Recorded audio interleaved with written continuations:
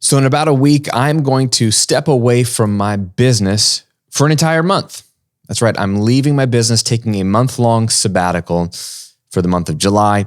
And I thought I'd bring you in on this process because it really ties into what I teach, what I preach, and what I believe here. I could have just kept this private, but I decided to be a little more public about it as an opportunity to encourage you. I think there's a stigma around taking long breaks, taking periods of rest. Vacations last maybe a week or two for most Americans, especially business owners. We're actually the worst. And I am the antithesis of the hashtag hustle culture. And so what I want to do in this episode is explain to you why I'm taking a month-long sabbatical, what benefits I think will accrue to me in taking that month off, how I've experienced sabbaticals in the past, good and bad, what some of my mental scripts are that actually almost prevented me from taking this sabbatical this year. And then I got a little challenge for you at the end. Let's discuss.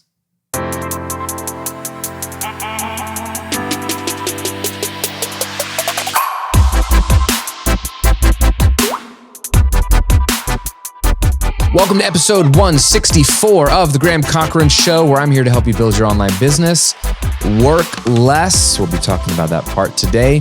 And living and giving more. We'll be talking about that part today as well. I'm your host, as always, Graham Cochran. Pumped to hang out with you today. I hope you're having an amazing start to the summer, wherever you are. And I hope you are thinking about, if you haven't already, taking some much needed rest. And if you're listening to this way in the future, you can always take rest. Doesn't have to be the summertime. This is going to be a good theme for you if you are feeling tired, if you're feeling burned out, if you're feeling like you're out of ideas. If you feel disconnected from your spouse, from your family, from your friends, if you feel disconnected from yourself, then this is going to be an episode for you. So I'm going to be as transparent as I can and show you the way I'm processing this and the way I think about it, in hopes that you gain some insights from that. This is all predicated on you and I having a passive income business, which is one of the entire points of everything I do here, is to help you build not a business, but a passive income style online business, one that can work without you. That's the only way sabbaticals are going to work. So in that vein, if you haven't already built your passive income business, or you have a service-based business, you service clients, or you're just launching all the time, but you haven't automated your business, even if you found a way to make money, that's only one piece of the puzzle. Let me show you how to do the other piece of the puzzle, which is automate that thing and create a machine that can run almost completely on its own. I have my passive income workshop. It's 100% free. I want you to have this training so that you understand the business model that I use for both of my businesses and what I teach to my premium students. It's going to walk you through the 4 pillars of passive income. It's going to give you some tips and tricks on how to figure out your profitable business idea if you don't already have it, and find people to sell to and figure out what your product should be. I got some scripts and templates you can just swipe to get started. And I share all the tools that I use that are both cheap and free that you can use to get started with your passive income business to generate your first $1,000 a month in just 30 minutes a day. It's free. Just go to grahamcochran.com/workshop, or if you're watching here on YouTube, you can click the link below in the description, grahamcochran.com/workshop. So first of all, let's talk about why a sabbatical, why it's important. First of all, what does the word sabbatical mean? I mean, in the dictionary, they describe it as like what it is in the modern era, which is a period of extended time off, paid time off. So you might have a professor might get a sabbatical for a few months. A lot of times this is used in ministry. So, a pastor or a minister might get a sabbatical after a few years of hard work, where they go take a break and a rest and they come back refreshed. But the idea comes from the Judeo-Christian world, and it really comes from the word Sabbath, right? Which was in Jewish culture, and then really, I think a lot of it applies to Christian culture too. You have the Sabbath day, which was the 7th day of the week, the day that God rested after creation, and then he created this pattern and taught his people this pattern of, in 6 days you should work, 1 day you should rest, and that 7th day is, the Shabbat, Sabbath day. And so it's a period of rest, right? So then the sabbatical, and also in the Hebrew Bible in the Old Testament, you've got Sabbath years, like work the ground 6 years, then the seventh year, you're not supposed to plant any crops and let the ground lay fallow, and then like come back and be refreshed. And so you have Sabbath years, Sabbath days. A sabbatical is just an extension of that. It's that concept of like a defined period of rest when you rest from work. And the point is to not be productive. It's not a period of slowing down, although you can do whatever you want. These aren't rules. This is not legalism. But by definition, it's not a period of slowing down and doing less. It's a period of doing nothing that advances your work or business, right? So it's like a hard cut. And there's a lot of benefits. So I want to share some of the benefits to having a sabbatical, which might be obvious, but some people, they aren't. And then we'll talk about how I'm going to pull this off, how I'm going to pull a month off, and then some of the mental scripts that have almost kept me from doing it this year. Just ask my wife. And then we'll talk about why a lot of business owners don't think this is possible for them or don't take this opportunity. Number one, when you get a sabbatical, you get clarity that you cannot get anywhere else. You will know where to go and why. It is very hard to get clear on what's next in your business and life when you're just constantly scrambling and doing the thing. It's possible, but it depends on your personality, but it's not very probable. I'm a deep thinker. I long for moments of just like silence so that I can process my thoughts. I've learned that at the end of my thoughts, whether it's processing through journaling, talking it out with somebody, at the end of processing my thoughts, there's usually gold and clarity there. So I fight for that within my days and weeks when I can. I have learned that I'm an outlier. Most people I talk to, they do not think deeply because they're so busy. So they never train themselves to think deeply. And so because of that, they don't have clarity, and they want clarity and they don't find it. So they just hope someone else tells them what to do or gives them an answer that seems like likely to work for them because it's worked for all these other people, which is great. I love learning from mentors. That's why I read books. That's why I hire coaches. But nobody can truly give you the clarity that you need if you don't get away from it all, clear your mind, and then start to process the thoughts that are there, the emotions that are there, the deep-seated fears that are there that you haven't even named. It is easy to fall into work, even good work, that is successful and profitable, and never question whether it's the work you truly want to do, or if you need to make a slight pivot, or if the way you're doing it or showing up in it is you living completely fully yourself and alive and fully present, or if it's just something you've gotten good at. Taking a break, separation from work, is a catalyst for clarity, and not being productive is a catalyst for clarity. When I am walking along the beach, I gain more insights than I do when I'm sitting at my desk trying to like solve my business problems. It's being away from the work when you gain the clarity. So I'm looking forward to that. And that's always been a benefit of taking any kind of extended time off. Obviously, number two benefit is actually enjoying the fruits and the benefits of this business model. Like you and I are working hard to build a passive income engine. And I don't care how many people like to make fun of the term passive income or have become cynical about the term passive income. It is alive and well. It is a very real thing. The reason I set up my business the way I do is so that I can enjoy the fruit of it, which is extended time away, flexibility. You don't have to take extended time away to enjoy the benefits of it, but that is one of the benefits. And part of that is then three, having your family and friends appreciate what you do even more, because then you are freed up to spend time with them. So part of the tagline of my show is to be able to give more, and that's to the things and people you care about. So giving is really, you can only give to two things. You can give to things and give to people. And when you give to things, you can give of yourself, of your time, or of your resources. And so I like to give both. We like to give a ton of money away. And then we want to be able to give our time away, whether it's volunteering or serving in our church or in the community, or even if you just want to give your time to your spouse, to your kids, to your friends. How many of us are just too busy? A friend calls, hey, can you grab coffee? Yeah. Oh, I'd love to. You look at your calendar, next month? Do you have time next month? And I'm not judging you. That's been me in the past too. But that when we can't do coffee with a friend for a month or two, something's wrong, right? It could be just a season that's really crazy. We all go through seasons, but when every season is really crazy, it's no longer a season. That's just your life, bro. So having the ability to have the break so that I can focus on time with the family, 100%, like no email, no phone checking, no calls, no nothing for a month, in this case, just with me and my family, it means a lot to them. And then they can see, wow, this is why daddy works hard when he's in his office. This is why daddy films all those videos. This is what he does. Even if they don't understand the exact nature of what I do, they understand the fruit of what I do, which is daddy's home with me. Daddy's focused on me. My husband is here. So valuable because they benefit. Another benefit is creativity.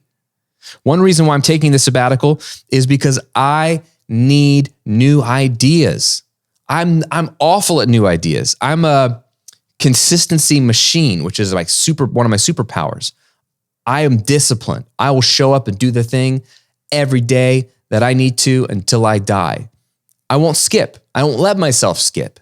That's great. There's a lot of benefits to that. One of the problems to that mindset is with discipline, the shadow side is lack of creativity. I won't change it up. I'm going to keep doing the thing the way I do the thing because it works. I'm going to keep doing good job, Graham. But have you ever thought about maybe there's some newer ways of doing things? Have you ever thought about a new business idea or a new venture or a new collaboration?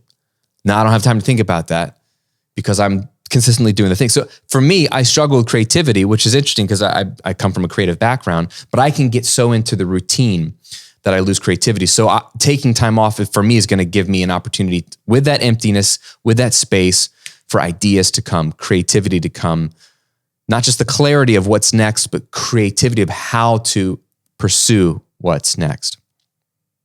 And then fifth and finally for me, as a man of faith, as a Christian, a huge part of the sabbatical is spending more time with God. So I'm up in the mornings. I spend like an hour, with my Bible. Now I'm journaling. Like I used to hate journaling. I've gotten much better at it, like journaling and prayer. This sabbatical will be that on steroids. A month where there's no work, where my brain isn't even thinking about work. There's more brain space and more physical time to devote to spend time with the one who created me, gave me my business, really is driving things, has given me all the good ideas I've ever had. I want to be in tune with the God of the universe. I want this download so that I can know what to do, because I could have some ideas, but they could all be crap. So for me, it's really going to be important to spend time with God. So the question I get a lot is, how does this work, Graham? How does your passive income business work? How are you going to take a month off and make it work? Well, it is four simple components. The component 0, that's like the unspoken, is like, I have a lot of content that's already out there and in place that's funneling leads into my system so I can sell courses and all that kind of stuff. And I already have some recurring revenue through a membership, through my mastermind, and through affiliate products. So I've built the machine. If I were just starting out, it's hard to have passive income when you're starting out. So I've put in a lot of the work to have the machine that money comes in already, whether I'm in the office or not. That's the whole point. That's the whole point of my business model. It's the reason why I do what I do. But then what do I have to do now to pull that off? It's pretty simple. Number 1 is I need passive funnels. So I rely not on launches, but on my funnel to do the heavy lifting. So the funnel is the pre-written emails, right? That somebody joins your email list, and on day 1, they get an email. On day 2, they get an email, and it's personalized just to them from the time they join. And it does the heavy lifting of building trust, over-delivering and adding value, and showing that, hey, this guy's credible. This guy can help you. This guy's generous. And then offering some of my products automatically. So that funnel is so important. So a question for you is, do you have your funnel in place? And a funnel can just be a 5-day sequence. I teach a simple 5-day sequence to a lot of my students. All you need is like 5 days worth of emails day 1, 2, 3, 4, 5, right after they join. And it can just lend itself to leading to one product. Teach, pitch, pitch, pitch. Call it a day. That's a funnel. And that can print money for you, assuming you have a steady stream of leads going into it, which goes to component 2 is I'm pre-recording and scheduling my content. So I drop, these days I'm dropping 2 videos a week. So I'm just doubling up on content. And at this point, when you're watching this, I will have already pre-filmed everything that I need for the month of July. So it's really simple. I'm just doing a little bit of extra work in advance. So the beauty of doing pre-recorded content as opposed to, I don't know, live teaching all the time is that I can batch and schedule it. And a lot of people already batch anyway. I typically film 1 week at a time because I don't like to have a lot of work on my plate. So I like to come into a week and film basically next week's content. So I'm always like 1 week ahead, but I do it 1 week at a time. But I know when I need to take extended time off, I can batch. So batching content pre-scheduled to go out makes it super, super easy. And those 2 things you can do on your own. You could be a solopreneur and you can have your funnel in place and you can have your content batched and ready to go in place. Here's the thing that will be tricky for you if you are by yourself is customer service while you're gone. And that's where my team comes into play.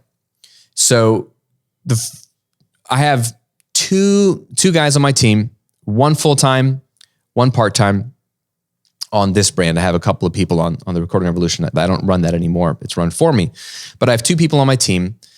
And for this to work, I really only need one part-time virtual assistant. And that was the very first hire I made 9 years ago, was when I realized email was not only too much, I was spending too many hours in the inbox, but I remember being on a short, and I mean short, beach vacation with my family in the panhandle of Florida. We got a condo, and it might have been 3 days, 4 days, little getaway. My kids were really young. And then I remember opening up my laptop on day 2, and Shay was like, "What are you doing? Why are you checking your email? Like, we're on vacation. We're only here for like 3 days." I was like, "Babe, I know I don't want to be on this, but if people don't get their downloads or if they have an issue or something and it's been like 3 or 4 days and they haven't heard back from me, like they're going to be pissed. And so I just have to check in. I won't check all the email, just the emergency ones or the ones dealing with money." And she was like, "Whatever." She said it nicer than that, but I could sense like, this is not good. And I knew in my heart, like, this is dumb. What is the point of a business if I can't even walk away from it for 3 days? I was better off working at that software company when I could take my paid time off and take my week-long vacation and nobody need me and I don't need anybody. Like, how am I better now? So that's when I realized I needed to hire somebody. And I started by hiring a friend for 10 hours a week to check my email because I had about 2 hours a day of email. Now, I had a lot back then. You may not have that much.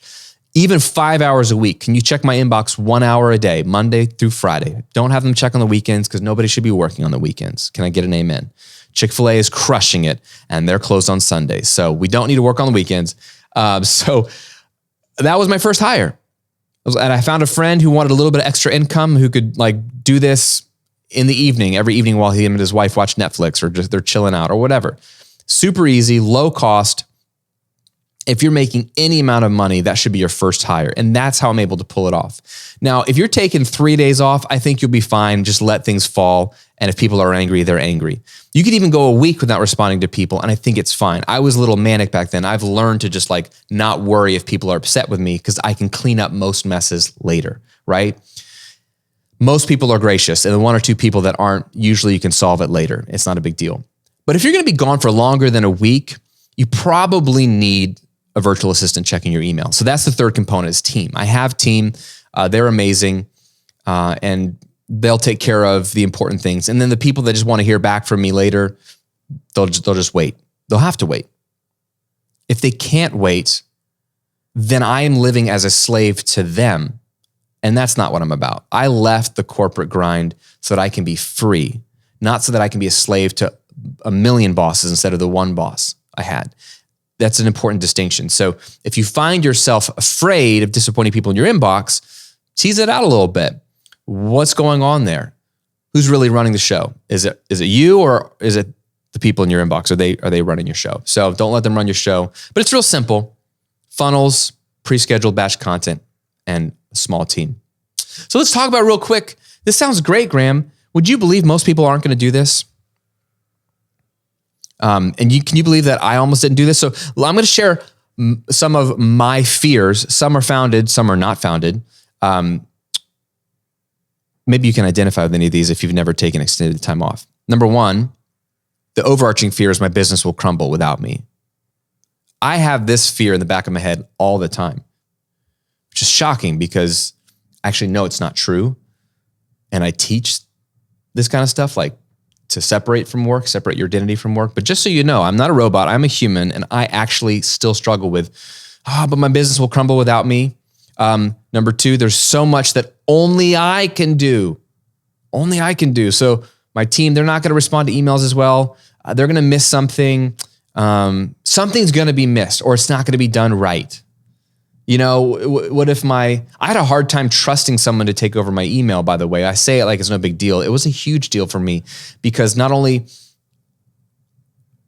do I want to be in control and know what's happening in the inbox, but they are a representation of me. They're a representative of me. They're like an ambassador for Graham. When they respond, and I never had them respond as me, but when they respond on my behalf, what if they don't handle the situation the way I'd want to handle it, right? That was a fear. And so even though I've got my team pretty trained and we work it out, and when there's problems, we correct it, I still have that fear that they're not going to do it as well as I could. I sometimes convince myself that extended time off is actually disruptive and it's better to stay regular. And that's just a lie from the pit of hell, right? That's a lie that means, okay, then you never get to take a break. So, because it's just better to stay regular. Okay, Graham, go live your life of slavery. Okay. But I feel that way sometimes. Here's one. If I leave, I'll come back so disconnected. My fear is like, if I take a month off, I'm going to come back and be like, what's happening in my business? What's happening on YouTube? What's happening in the world? What did I miss? And I'm going to feel like a long lost brother trying to reintegrate into the family. And be like, hey, am I welcome back here? That's a very vague fear, but I felt it. Overall fear of revenue plummeting. Will the fact that I'm not responding to emails, or will the fact that I'm not aware or in the office, again, will I miss something and I won't be able to catch it? Revenue will go down. And then here's a reverse fear. I'm afraid, and this is what I've struggled with, that I won't actually be able to keep myself from working, that I'll be too mentally invested in the business during my time off. And so I guess the thought process is I will actually crack open a laptop or check something, and then it'll bring on shame and guilt. Like, oh, you couldn't even take a break. And so either guilt with myself, or my wife will be disappointed in me, or my kids will be disappointed. And so I'm like, well, let's just not take the break so that I can avoid that scenario from even happening, which just shows how ridiculous it is. When it comes out of my mouth, it sounds ridiculous. When I write it down, it sounds like, yeah, that's what I was feeling. But I don't know if you identify with any of those, but those were some of my mental scripts that I was struggling with when we talked about this. Because we usually take a solid 2 weeks off at a time when we do a trip. We try to do 10 days to 2 weeks when we go anywhere if we can. In the summer when the kids are off of school. Spring break, they only get a week, so we'll take the week. But my first experience with a month-long sabbatical, I actually took 6 weeks off. It was like my 4-hour work week, like bucket list. I read the 4-hour work week the year it was published in 2007. I thought it was a fairy tale. I returned it to Barnes & Noble. I was still working in corporate America back then. When I started my business during the global recession in 2009, the second edition of that book came out, and I was at Barnes & Noble and I rebought it because I was like, I actually probably should have paid attention to this book. I probably could use it now, and I reread it once a year, every year since. And one of the things that Tim Ferriss talks about in that book is these ideas of mini retirements. Instead of waiting till you're old to be able to finally take a break from work and enjoy life and go do adventures and see the world, why not do that now? Not retire early. That's not what he says, but like have rhythms of work and rest. It's a much more realistic and I think life-giving approach, which is work for a few months and then take 6 weeks off and then come back to work and then take another 4 weeks off or 3 months off, or these periods of work and rest hence the sabbatical concept. So I always knew like, I want to take at least a month off and I want to live in another country for a month. That was like my goal.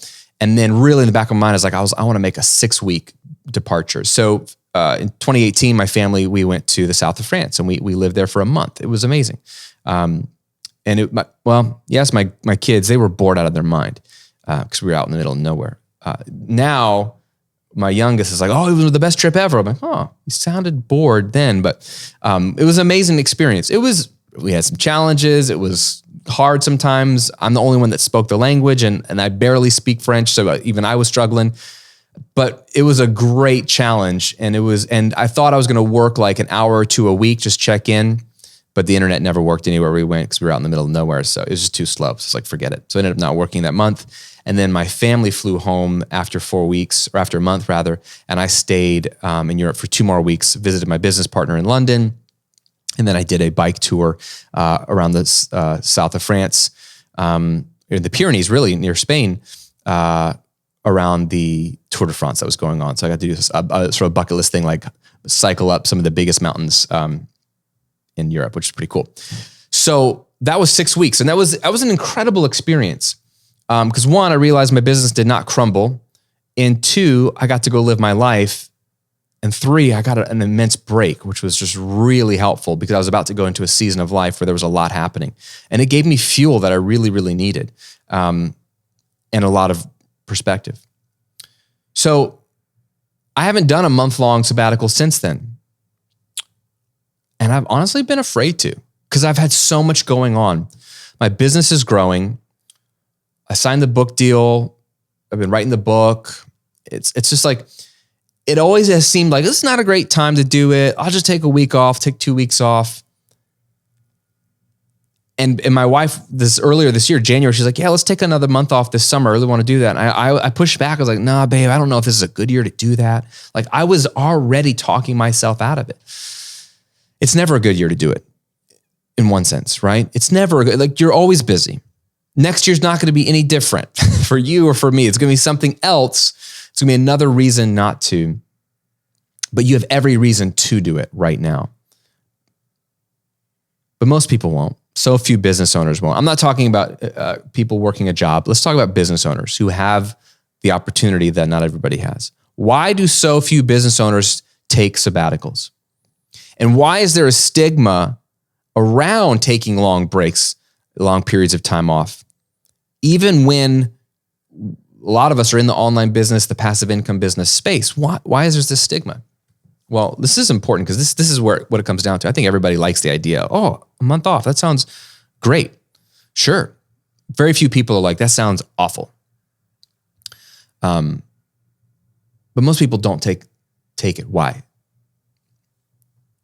There's personal fears, the ones that I listed. I'm afraid my business will crumble. And if you think your business will crumble if you take a month off, here's a helpful exercise.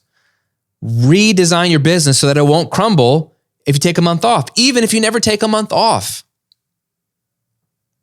Right? Like there is an entire philosophy around managing your business that you should set up your business in such a way that you could disappear for a month or 2 or 10 and it would still function without you. Even if you never intend to do that. Why? Because it would force you to systematize your business and make it run, like Michael Michalowicz's book, like clockwork, right? I talked about this in an episode a couple years ago, but read Cash Flow Quadrant by Rich Dad, Poor Dad. And it talks about the 4 types of people that earn money. You've got employees, E's, they work for somebody else. They have to work all the time. You have S's, which are self-employed people. And they just own a job. They work for themselves, but they're still an employee of themselves. And then you have B's and I's on the right side of the quadrant. I's are investors, B's are business owners. And when he defines business owners, he defines it as you own the business, you hire the people, you don't run it. Like you could walk away from your business for a year and come back and it's made more money in your absence. That's a true business in Robert Kiyosaki's eyes. I think that in this modern era, there's probably like a hybrid between the B's and the S's, like in the middle of the quadrant, where it's not 100% you owning a business that other people are running, but it's also not 100% you working for yourself, like a lawyer, doctor, graphic designer where like you have to be there to do the work. Maybe I'm creating a 5th quadrant in a 4-quadrant thing. You want to be investors for sure. We won't talk about that now, where you own other people's businesses or own other assets that make money passively without you, which I do as well. But as far as your business goes, like it's a helpful exercise to set up your business in such a way that it could run without you, even if you don't. So if you feel like I couldn't take a sabbatical, there's something wrong with your business. It's just not set up the right way. So don't get upset. Like the E-Trade ads, don't get angry. Just get E-Trade. Don't get mad, get E-Trade. So don't get angry. Just get to work on like, well, okay, what part of my business is prohibiting me from being able to walk away for a month? So there's the, I don't think I could pull it off reason why. But then I think more palatable than that is there is a lot of shame and judgment in the Western business world on people who want passive income, who take breaks, who aren't in the office very much. I know this from personal experience because most people I interact with have no conception for what my life looks like. 5 hours a week? What does that even mean? And like, they're already just like, they're I don't know if they're jealous or confused or a combination of both, but they're like, he must be lazy. And then you've got business gurus with big names making fun of passive income as if it's like a joke, or if you want passive income, you're lazy and you're a joke. Why? Because what do we elevate as a society in the West? We elevate hard work. And by hard, we define that as working all the time. The more hours you put in, the higher your status in the eyes of other people. We respect people that work 80 hours a week. We call it hustle. It's just workaholism in disguise. But that's what we respect. So the opposite of working all the time is taking a month off, 6 weeks off, 3 months off. I mean, people don't even take 2 weeks off for vacation in America. You look like a crazy person when you want to take a month off. So there's a lot of shame there. And you might be ashamed of yourself, or you might feel it from other people. My wife, Shay, runs a multi-6-figure a year business. She works 16 hours a week. And she even feels uncomfortable sharing that because she gets judged. Oh, must be nice. Must be nice. Turns out there's a phrase I didn't even know was a thing, ladies who lunch. She gets lumped into this category of these rich ladies that can just go to lunch all day long for 3-4 hours because they have nothing else they have to do. And that's those ladies, whoever these hypothetical ladies are, that my wife has gotten lumped into, are demonized. Oh, you privileged ladies, you have all this time in the afternoon. I'm over here working. Okay. There's so much wrong in that, by the way, but this is the culture that we are in. So it is countercultural to talk about taking long breaks. It's countercultural to take sabbaticals. But you know what's going on, my friend? I would like to be countercultural because our culture sucks. Our culture is a culture of burnout, of divorce, high divorce rate, suicide, mental health crises, families that are disrupted. People don't know how to even have long-term relationships because they're so selfish. People's health is falling apart because they're so exhausted. And when people show up at work for their boss or for themselves, they're functionally drunk because they're under-rested. And so their brain is foggy, and we are just a hot mess. So yes, I want to be counter to that. That does not sound appealing or what any of us would hope for our children to have when they grow up. So yes and amen, I'm going to be counterculture to that. And it's hard, even for me, is what I'm trying to say. So I'm even having to force myself. It took me a couple months. Should I even take the sabbatical? It's an important year. The book's coming out. There's been a lot of media and press. Shouldn't I be available? What if Good Morning America calls while I'm out of the country for a few weeks? Like, fear, pushing back, like I should just always be available. And like, no, I can't do this, Graham. My wife's right. Graham in my ear is right. Like I know what Graham would say, and this is weird because I am Graham. I need to take a break. If for nothing else, than to put a stake in the ground and say, I'm not going along with the flow of culture because the culture is wrong. And the culture is going off a cliff, and I'm not going to follow those lemmings off a cliff. But then two, I actually need clarity. I actually need creativity. I actually need insight because my business is in growth mode, because there's a lot of potential on the other side. I need to step away, get clarity, hear from the Holy Spirit. And then when I come back, I'm going to be able to do more in the months to follow than I could if I had stayed home and worked hard the entire time. I believe it. So my challenge for you as we wrap this up is to plan your own sabbatical. And no, it does not have to be a month-long sabbatical. But what if you took a week off? And some of you might be like, oh my gosh, Grandma, no problem. A lot of you have never even taken a full 7 days off. And by off, I mean you do not bring your laptop on your trip. You do not have push notifications on your phone. You do not check your email, work or personal. You do not check social media. You know why? Because you're going to see people commenting on your stuff, which is going to make you think about work. So you cannot be on. So if you haven't taken 7 days off where there's no laptop, no email, or no social media, then you haven't taken 7 days off. You've just gone somewhere else for 7 days. There's a big difference. So my challenge for you is plan your first sabbatical, even if it's only 7 days. And if you can't do 7, do 2, do 3. But a true sabbatical should be an extended time off, and it should feel uncomfortable. You should be a little scared. And if you can't pull that off, then let this push you to reassess your business model to find where is the bottleneck, and am I the bottleneck, and how can I get myself out of the position of the bottleneck so that this business can hum along without me, even if I were gone for 7, 17, 70 days.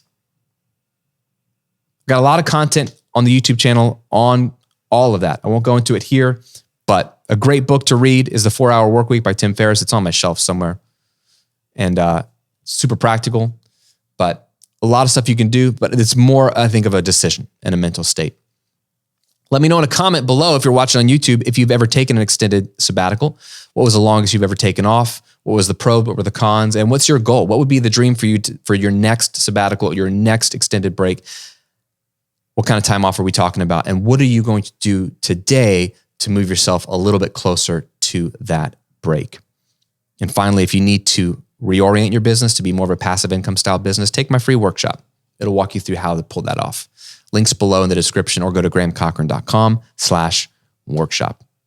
And in case you were wondering, I'll still have content here for you throughout the month of July, and it'll be amazing. But I may not be able to get back to you if you send me a message. It's okay. I'll be back, and it'll be better than ever. Have an amazing rest of your week. We'll see you on another episode real soon.